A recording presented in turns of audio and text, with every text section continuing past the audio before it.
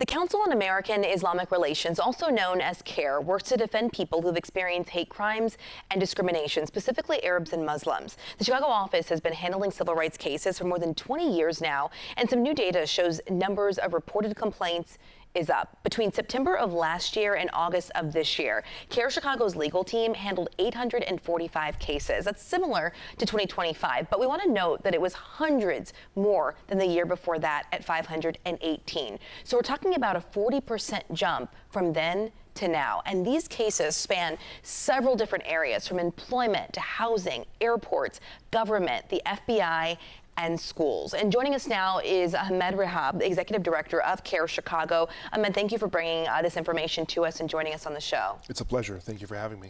Let's start with a closer look at the latest data we have from last year to this year. For people watching, what type of civil rights complaints are you taking on? And why do you think we're seeing this big influx from just a few years ago? So basically, we're looking at violations of civil rights and discrimination against Muslims. And the type of cases we're looking at have been employment. There's been a rise in the employment cases, public accommodation, which means people are at a gym or a grocery shop, and how they're treated. Sometimes their hijab is pulled off. Sometimes they're called certain things or pushed or battered.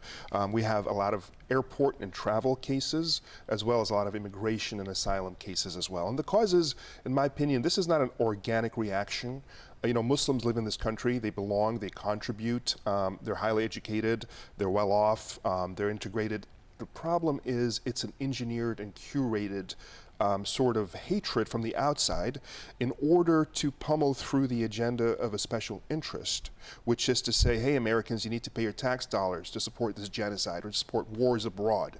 That's something Americans wouldn't want to do unless they think they can then tell them, look, these guys are scary, you need to do this. So it's curated hate against Muslims in order to further this foreign policy agenda. When somebody comes to you and files this type of complaint, what support do you offer? What does CAIR-Chicago do besides just collecting the information? We try to resolve the cases, either through mediation, if that doesn't work, then through litigation if necessary. We have 4 attorneys and about 50 or 60 interns per year that work in these 800 cases.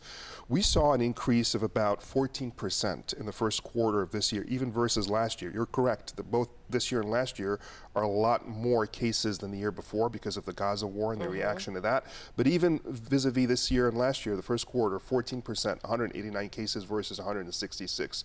Beyond that, we try to educate the public, and we try to talk to elected officials in order to have them, you know, change the discourse and the rhetoric. A lot of this is coming from elected officials, you know, on the Republican side, a little bit on the Democratic side, but, you know, people like Randy Fine in Florida, people like Nancy Mace, and others who are every day talking about Islam and Muslims as if they're the public enemy. The Sharia Law Caucus, Anti-Sharia Law Caucus, that is basically an anti-Muslim caucus in Congress of 50+ members who are dishing out anti-Muslim hate at the highest level every single day. It's open season against Muslims, and we don't see this kind of rhetoric against any other community in the United States.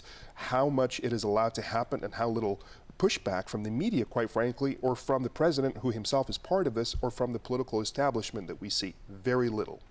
In 2024, you did something a little bit different. You started tracking doxing cases. And this past year, you took on 43 of those cases.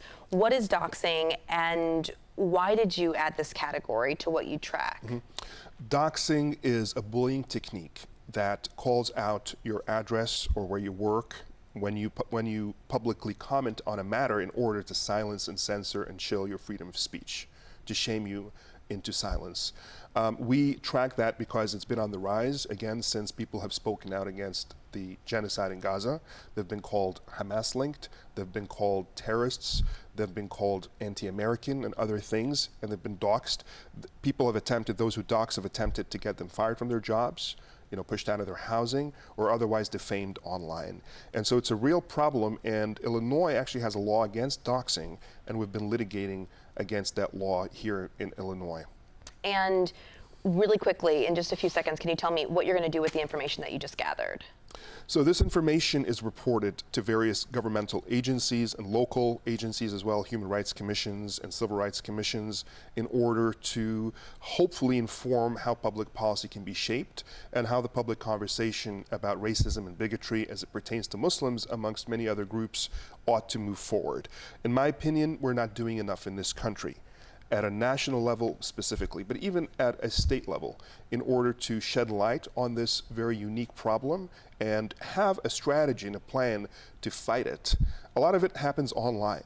The Center for the Study of Online Hate said that 14% increase in the first 3 months of this year versus the 3 months last year in anti-Muslim online hate. And that's already very, very high. So that 14% comes off of a very high number already. Yeah. And I can tell you, if you go online and if you're a Muslim and you're looking at these Facebook posts, Twitter posts, Instagram posts, it is dizzying and is frightening. It is open season. Very, very, very troubling. I know the online portion is a totally different conversation that we could talk about, but we ran out of time. Ahmed, thank you so much for joining us, Executive Director of CAIR-Chicago. We appreciate you bringing the numbers to us and sharing the information. It's a pleasure. Thank you for having me. Thank you.